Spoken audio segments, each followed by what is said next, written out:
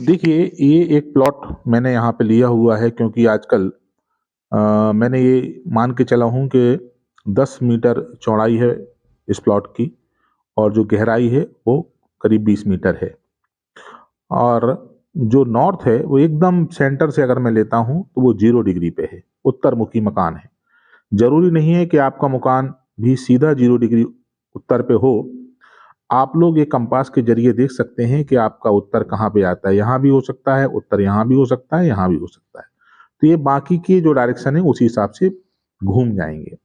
तो करना क्या है कि हमने जो है आपके प्लॉट को सबसे पहले ये पता किया कि मेरा उत्तर कहाँ पे है, एब्सोल्यूट उत्तर 0 डिग्री उत्तर कहाँ पे है। उसके बाद में इस तरीके से मैंने पूरे घर को 32 भागों में बाँट दिया, जिनको लोग N1, N2, N3, E1, E2, E3 कहते हैं।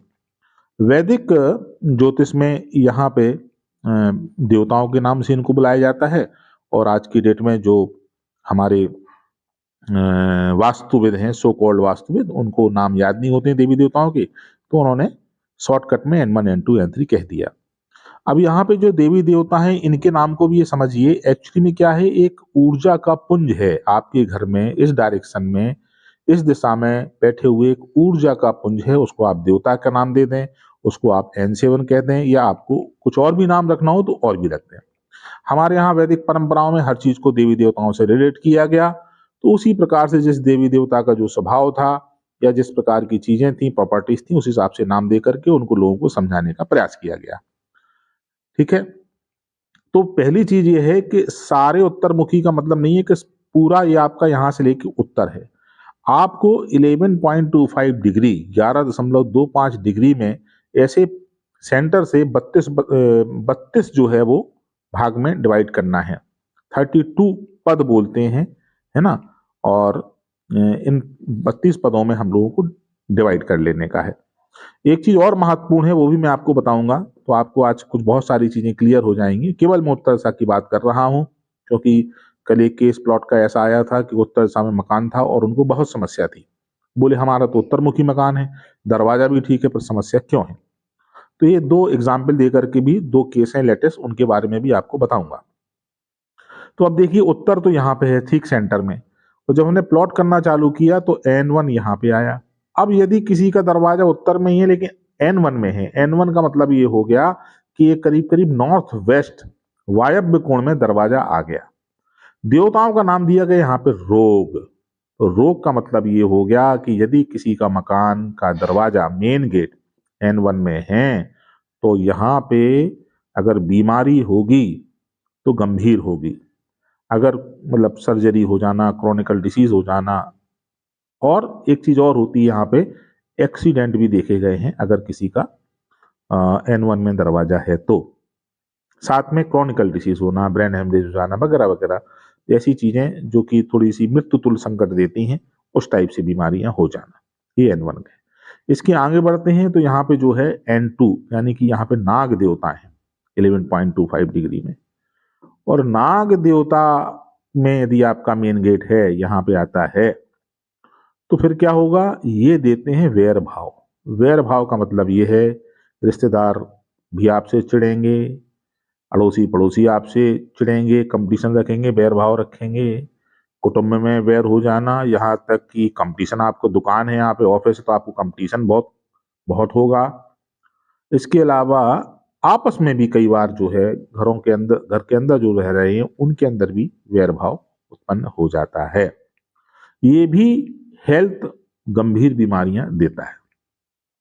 इसके बाद से हम मूव करेंगे N3। N3 जो है वो मुख्य देवता, और इसको बोलते हैं बच्चा द्वार।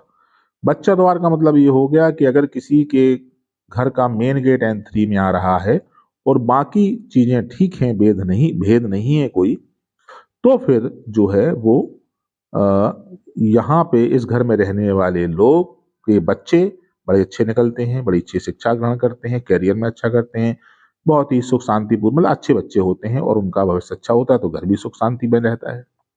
इसके ठीक बगल में आता है N4, भल्लाट। अब ये जो भल्लाट हैं, ये भल भला के पैसा देने वाला दरवाजा है। इसको बोलते हैं महालक्ष्मी द्वार, माला माल द्वार। जहां पे भी N4 का गेट है, वहां पे पैसा तो आएगा। लक्ष्मी जी रास्ता खोजती रहती हैं पैसे का, N4 का।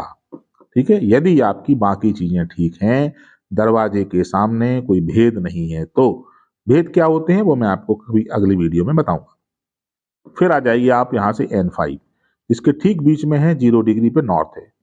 और सोम, सोम मतलब हो गया चंद्रमा, और यहाँ के देवता है कुबेर।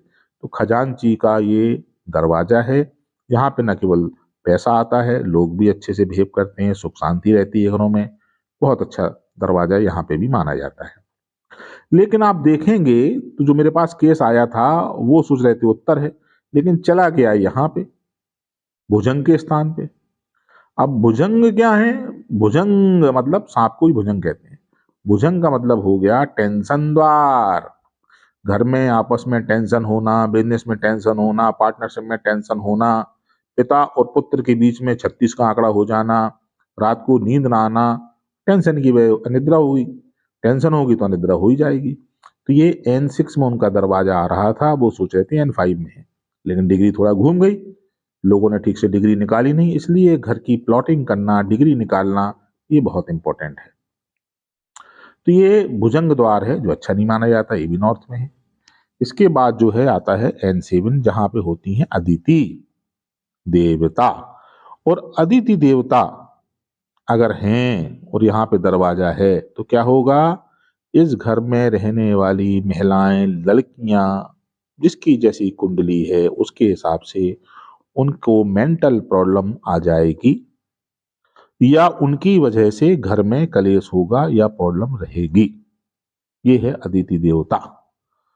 इसके बाद आ जाइए आप द्वितीय N8, और ये है साहब गरीबी का द्वार, है नॉर्थ में ही। और कहने के लिए अगर आप देखेंगे तो ये नॉर्थ ईस्ट में आता है, एग्जैक्ट नॉर्थ ईस्ट में। उन्होंने कहा ईशान कोण में दरवाजा है। ईशान कोण में दरवाजा है तो निर्धनता का दरवाजा है। पाठ पूजा भले ही कर लोगे लेकिन पैसा नहीं आएगा।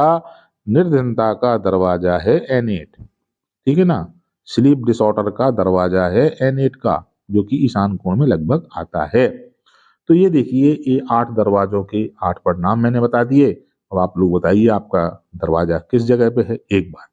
दूसरी बात जो आपको ख्याल रखनी है कि ये जो मान लीजिए आपका ये जो बिल्डअप एरिया है, मान लीजिए आपका प्लॉट यहां से है, यहां से घर का मेन गेट कहाँ पे है, जहां से आप प्रवेश करती हैं, ये लॉन है आपका, जहां पे लिखा हुआ है ये लॉन है आपका। तो यहाँ पे जो होगा वो बाउंड्री वॉल गेट होगा।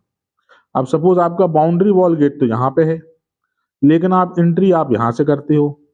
इसका जो घर के अंदर जहां से हम प्रवेश करते हैं उस गेट का महत्व, वेटेज ज्यादा होता है। तो भले ही आपने बाउंड्री वॉल का गेट यहाँ डाला हो, पर यहाँ लॉन वॉन, यहाँ गाड़ी खड़ी कर दी, यहाँ से ड्राइंग रूम में एंट्री मारी, तो आपको भुजंग के परिणाम ज्यादा मिलेंगे। वाइसो वर्षा, यदि आपने यहाँ पे अपने घर का दरवाजा जहां से एंट्री करते हैं यहाँ बनाया है, लेकिन आपने जो बाउंड्री वॉल का दरवाजा है वो भुजंग के पत्ते या आदि पत्ते बता दिया, तो इसके भी प्रभाव आएंगे, कम आएंगे लेकिन आएंगे।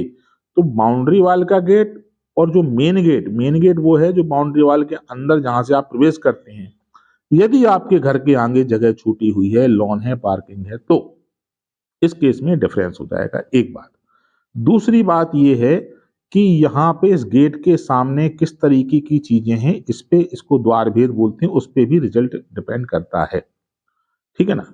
खराब अगर द्वार भेद, भेद मतलब समस्या होगी तो वो इनका जो रिजल्ट है इसमें कमी ला देगा N3, N4, N5 के। और अगर खराब है और फिर भी भेद है तो फिर वो करेला और नीम चढ़ा और आपको समस्या आ जाएगी। ये दूसरी बात। अंतिम बात जो मैं कहना चाह रहा हूं आपसे, ये बहुत इंपॉर्टेंट है कि मेरा वीडियो देख करके या किसी का वीडियो देख करके आप कभी भी दीवार अपने आप से तोड़वा करके दरवाजा ना बनाएं। किसी वास्तुविद के कहने से भी ना बनाएं, क्योंकि लोग दरवाजा तोड़ लेते हैं, लोग सीढ़ियां तोड़ लेते हैं। ऐसा कदापि ना करें। इसको पूरा एक प्रोसेस है। यदि आपको दीवार तोड़नी है तो पहले आप वहां पे वास्तु शांति कराइए। वास्तु शांति के अलावा उस जगह पे जो भी देव देवता एनर्जी है उस पर, उसका भी एक प्रोसेस है, उसको भी पैसिफाई करिए, यानी कि शांति कराइए। उसके बाद फिर आप दीवार तोड़िए। अगर आपने बिना इसको किए दीवार तोड़ दी और दूसरा दरवाजा बना दिया तो आपकी स्थिति जितनी खराब थी उससे और बदतर हो जाएगी और कुछ महाकलेश महासमस्या में आप फंस सकते हैं। तो मैं इसलिए आपसे कह रहा हूं कि आजकल यूट्यूब और इंस्टाग्राम पे देख देख के लोग खुद ही वास्तविक बन के अपना काम चालू कर देते हैं। दुकान का शिफ्ट कर दिया, विंडो शिफ्ट कर दी, ये कर दिया, वो कर दिया। आप जैसे ही हाथ लगाएंगे, चाहे सीढ़ियां तोड़ना हो, चाहे विंडो शिफ्ट करना हो बिना शांति के, तो आपको समस्या आएगी। तो इस बात का आप लोग ध्यान रखिएगा। कमेंट में जरूर बताइएगा कि आपको कैसा लगा और मैं कुछ आपको विशेष असली vastu, made in China vastu नहीं, असली वास्तु के सूत्र इसी प्रकार से आपको चैनल में मिलते रहेंगे। आप सबका जीवन शुभ हो, आप बहुत खुश रहें, बहुत पैसा आपके घर में आए, खूब सुख शांति हो, ऐसी भगवती से कामना करता हूँ।